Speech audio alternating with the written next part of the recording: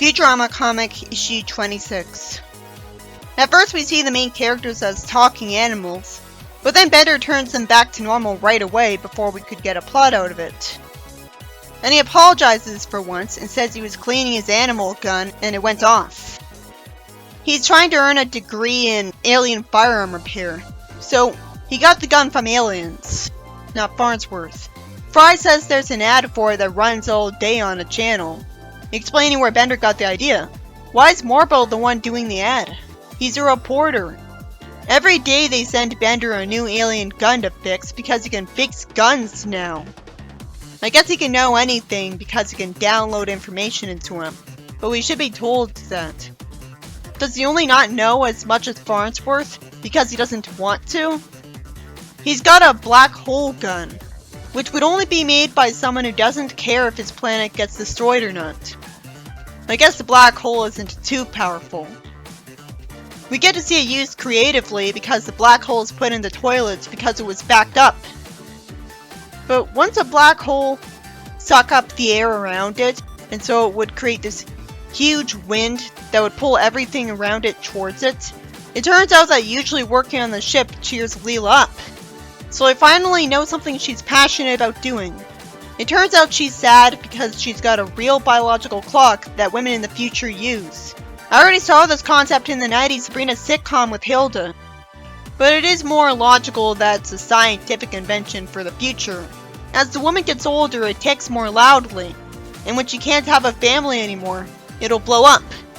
Illegally, and so it shouldn't be commonly owned. Fry says that the right guy might be standing right in front of her, and there's a gag because Farnsworth fell asleep standing up, and Zoidberg's not appealing either. We see Leela dating a robot, and it's off-putting how his text and text bubble look different from Leela and Bender's.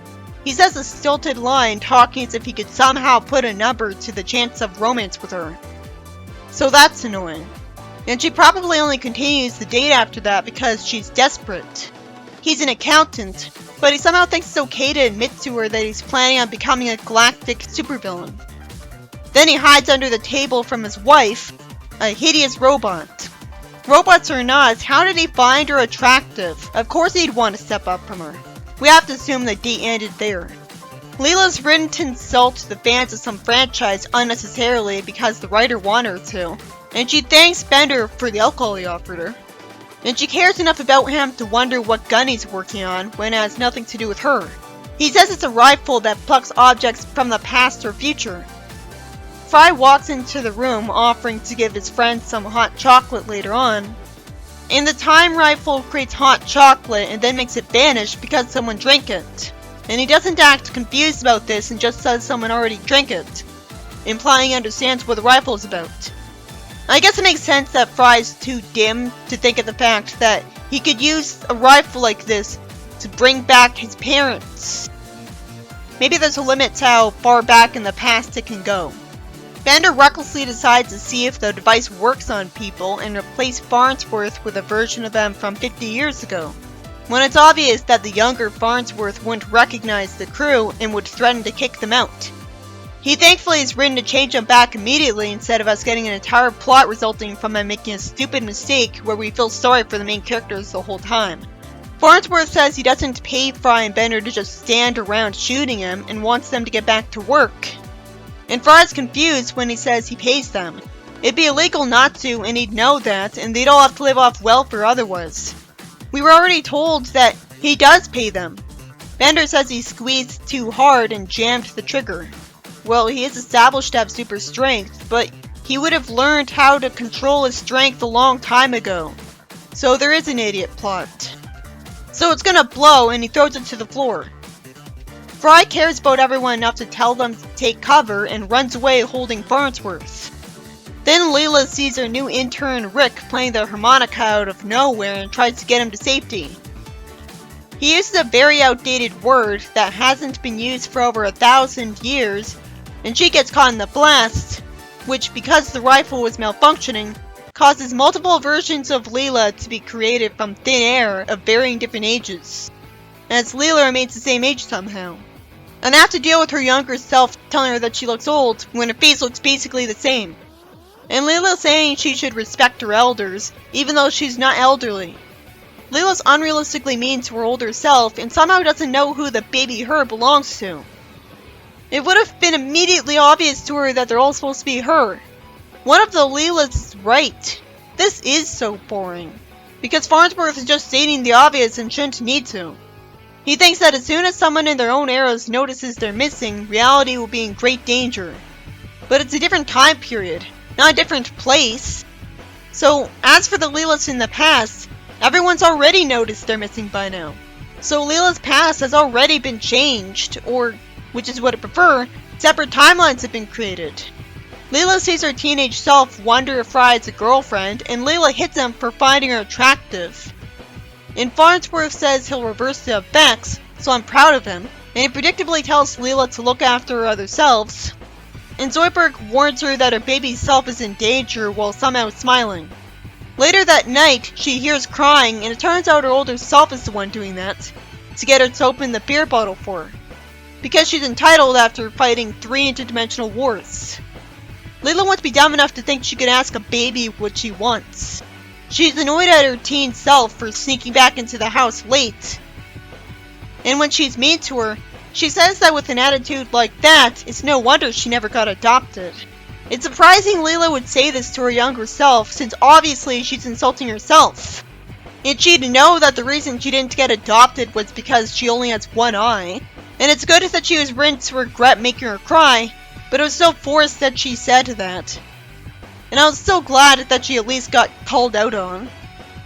Leela goes to work with a nose ring, and that's because she told her teenage self she couldn't get a nose ring, and she ended up with one because she's older. And yet nothing catastrophic happened to Leela's life from people in the past times noticing her past self's disappearance.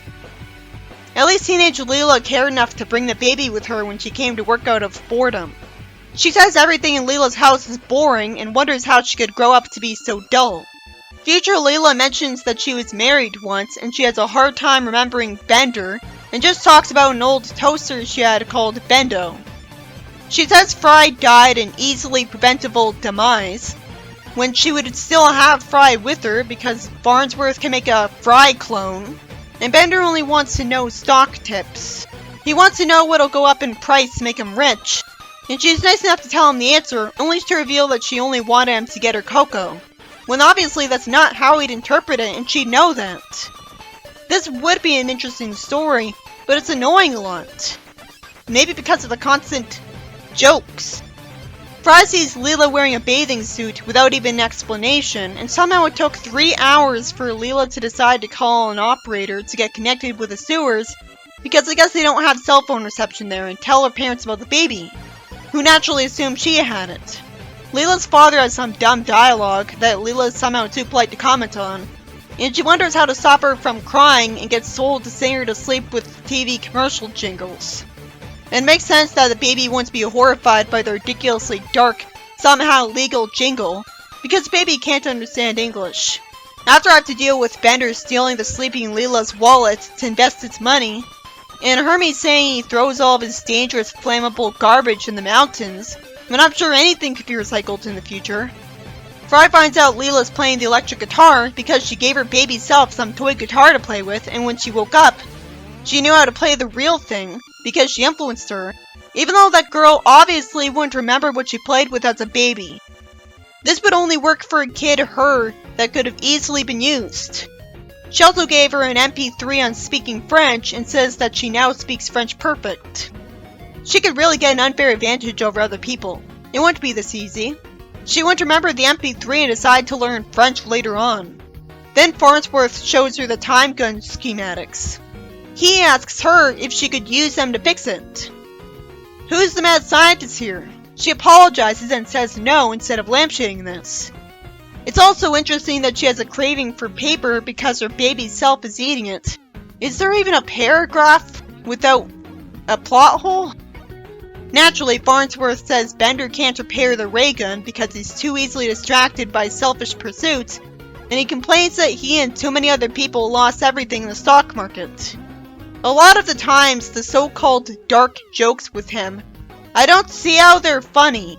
They just make him look like a dick with no redeeming qualities. Farnsworth finally gets asked why he can't fix the ray gun, and says he's so tense that he can't stop shaking. And he says that at any moment, reality could tear and doom them all. I don't understand that. Then they freak out from a ripping sound, and Zoidberg apologizes for his discount pants. Fry's then disappointed because he didn't think it'd be the teenage Leela that sent him a text message for a date. Who else would it be? I guess this is something Fry did that didn't age well. But it was an accident on his part, so I'm not stupid enough to hate him for it. And usually he's just a harmless airhead. She's right that she's not the old and bitter Leela. But she's still bitter if you see how she treated Leela. Fry shows his loyalty to Leela by saying she's not so bad, and teenage Leela thinks he's cool, and he's flattered. But why would she think that? He says Leela's cool because she's a great captain, and tells her she'll grow up to be the best person he knows. Brave, funny, and beautiful. How's Leela funny? She's never cracking jokes. He tells her they should just be friends. I feel sorry for him for being single, but he'd screw up dating anyways. She says that's what guys always say, as we see that they somehow got away with having Rosie the robot cameo as the woman that Robot was cheating with.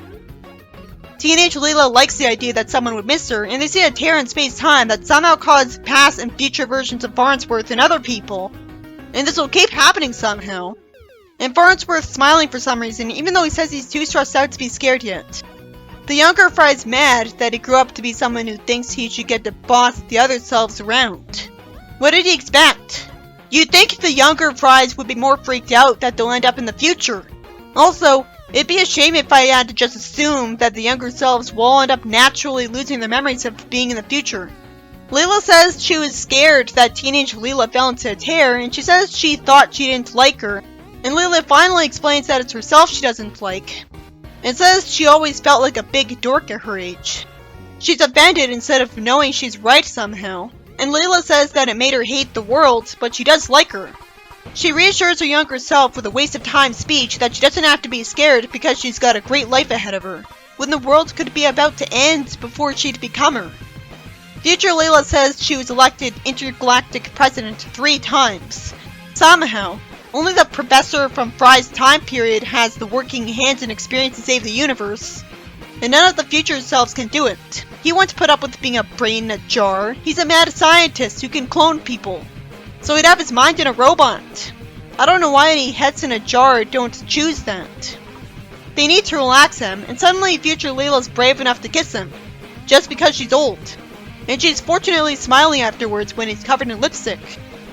He was lucky there because she still looks way younger than him. He very easily fixes the time gun. If it was as easy as one panel, it's weird that he couldn't do it because he was stressed out at first. It'd make more sense if he was lying and just didn't want to do it and thought he lived long enough, because he's a guy who makes doomsday devices. He wants another kiss, and the Leela with braces is nice to Leela, saying thanks for everything and it was really nice to meet her. And she disappears, and we see the amusing sight of Zoidberg chasing a younger squid self of his that's holding a sandwich. If he disappears with a sandwich, that slightly changed the past. Naturally, Leela says time should still be damaged, but it's explained that her past selves won't remember this because time travel is somehow hard on the brain, even though it didn't seem like any of the main characters had brain damage all the times they time traveled in the series. So Leela won't remember anything she taught them either. Good thing this was explained, but it's still unbelievable because if it was literally very hard on the brain, then they'd have a lot more to worry about in terms of brain damage than forgetting the future. It's nice of Fry to tell her that it'll teach her how to play the guitar again. Bender says the next gun he has to fix could end everything, and he arbitrarily spins it around while saying he's cautious just to drop it, and the story ends with a downer ending that probably won't be remembered next issue. So it's all for nothing because it was in a different universe that was doomed anyways. This annoyingly plot hole ridden story was about Bender agreeing to fix people's magical special guns for a degree, and he ends up breaking the time gun that wouldn't exist, and causing tons of Leela's younger selves to show up, and somehow only one future self. And this leads to an annoying story where all of her younger selves annoy her in stereotypical ways. At least her teenage self warms up to her. But eventually after a climax where somehow reality tears and other people get younger selves to show up. Reality being fixed is all for nothing because of Bender, somehow.